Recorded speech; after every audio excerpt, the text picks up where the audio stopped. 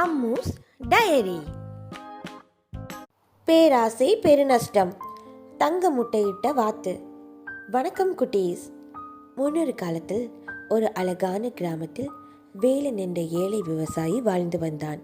அவன் மிகவும் உழைப்பாளி. ஆனால் அவனிடம் போதிய வசதிகள் இல்லை. ஒரு நாள் அவன் சந்தைக்கு சென்று ஒரு அதிசயமான வாத்தை விலைக்கு வாங்கினான். அந்த வாத்து சாதாரணமானது அல்ல. அந்த வாத்தினால் அவன் வாழ்க்கை மாறப்போகுதுன்னு அவனுக்கே தெரியாது.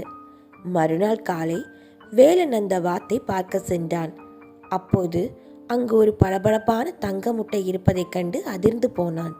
அவனுக்கு தன் கண்ணையே நம்ப முடியவில்லை. தினமும் அந்த வாத்து ஒரு தங்க முட்டையை இடத் தொடங்கியது. மெல்ல மெல்ல வேலன் அந்த முட்டைகளை விற்று பெரிய பணக்காரனானான். ஒரு பெரிய வீடு, நிறைய நிலங்கள் என அவனது வாழ்க்கை முற்றிலுமாக மாறியது. ஆனால் நாட்கள் செல்ல செல்ல வேலனுக்கு பேராசை கண்ணை மறைத்தது.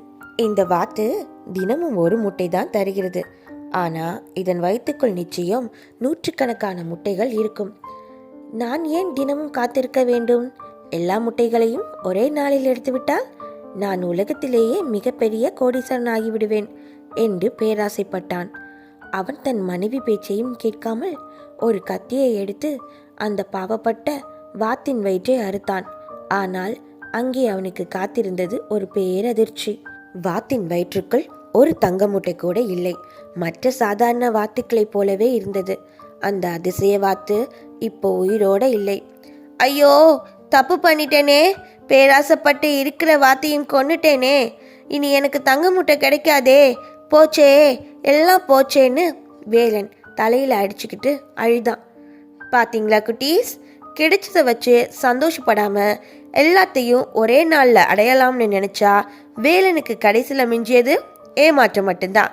அதை தான் பெரியவங்க சொல்லுவாங்க, பேராசை பெருநஷ்டம். என்ன குட்டீஸ், இந்த கதை உங்களுக்கு பிடிச்சிருந்ததா? இந்த மாதிரி சுவாரஸ்யமான கதைகளுக்கு நம்ம சேனலை சப்ஸ்கிரைப் பண்ண மறக்காதீங்க.